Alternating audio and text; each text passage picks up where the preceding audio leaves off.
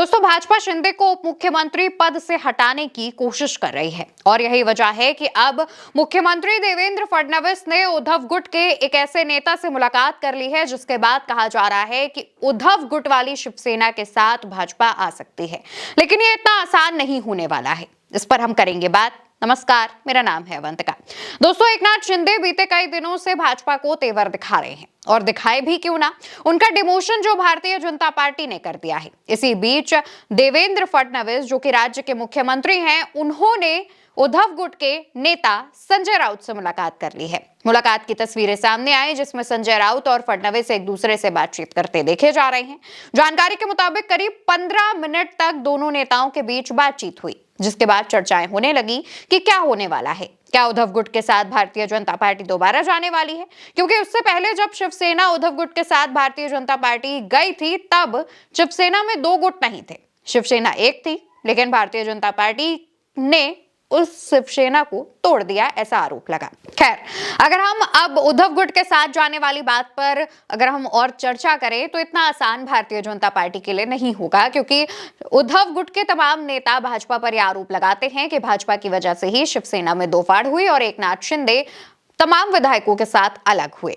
अब आगे बढ़ते हैं, इस मुलाकात के मायने क्या है। दरअसल फडणवीस से संजय राउत की मुलाकात के बाद आनन फानन में राज ठाकरे भी संजय राउत से मुलाकात करने उनके घर पहुंचते हैं। राज ठाकरे करीब 20 साल बाद संजय राउत के घर पहुंचे और वहां पर मुलाकात की। बताया जाता है कि राज ठाकरे और संजय राउत के काफी घनिष्ठ संबंध हुआ करते थे, लेकिन राज ठाकरे जब परिवार और पार्टी से अलग हुए और अपनी मनसे का गठन किया, उसके बाद से ही उद्धव ठाकरे राज ठाकरे के बीच तो जो संबंधों में दरार थे वो आए।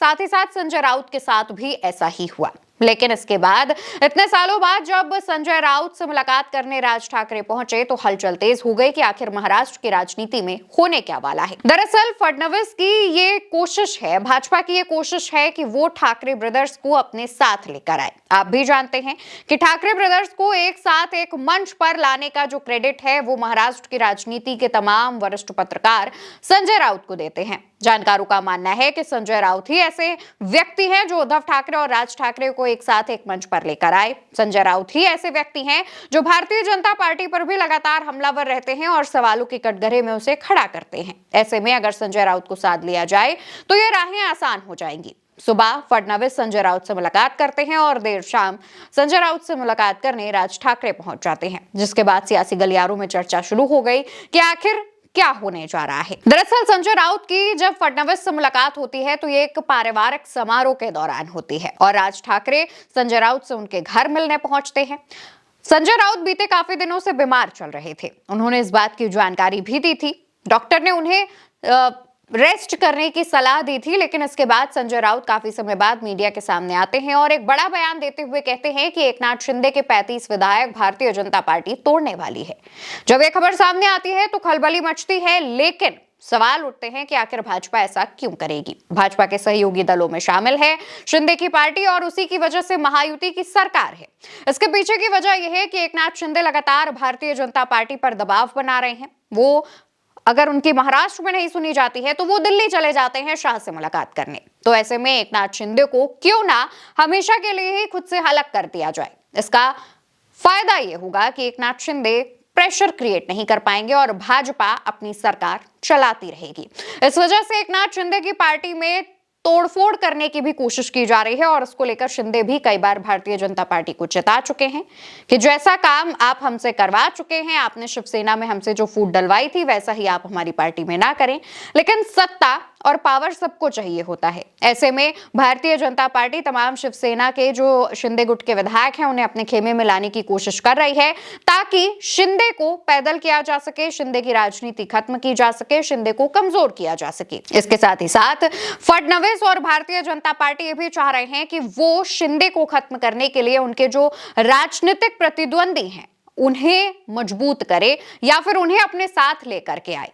और इस समय मौजूदा समय में शिंदे के जो राजनीतिक प्रतिद्वंदी हैं वो उद्धव ठाकरे हैं, क्योंकि शिवसेना से ही एकनाथ शिंदे जो है अलग होकर के आए थे और शिवसेना को ही उन्होंने तोड़ा था। तो ऐसे में उद्धव ठाकरे को अगर भारतीय जनता पार्टी साथ लेकर आएगी तो जाहिर तौर पर शिंदे को नुकसान पहुंचेगा और इसी वजह से भाजपा ने शिंदे गुट को किनारे करने के लिए उद्धव गुट से अपनी नजदीकियां बढ़ा दी है और पहला कदम संजय राउत से मुलाकात था।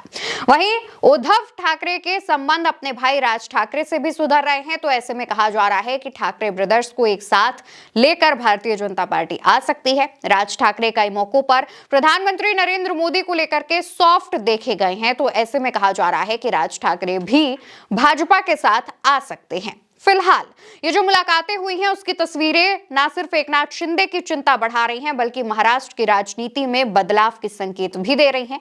कहा जा रहा है कि जिस तरीके से एकनाथ शिंदे के बेटे ने यह कहा था कि 2 दिसंबर के बाद देखना होगा कि गठबंधन रहेगा या नहीं, उसकी पटकथा लिखी जाने लगी है। 2 दिसंबर का वक्त बीत चुका है। ऐसे में कहा जा रहा है कि नया साल आने से पहले ही महाराष्ट्र में कुछ नए बदलाव भी देखने को मिलेंगे। फिलहाल महाराष्ट्र की राजनीति से आई ये 2 बड़ी तस्वीरें अब किस बात की गवाह होंगी, ये देखने वाली बात होगी। इस खबर को लेकर आपकी क्या राय है, आप क्या सोचते हैं, कमेंट सेक्शन में बताइएगा। वीडियो को लाइक और शेयर कीजिएगा, चैनल को सब्सक्राइब कीजिएगा। नमस्कार।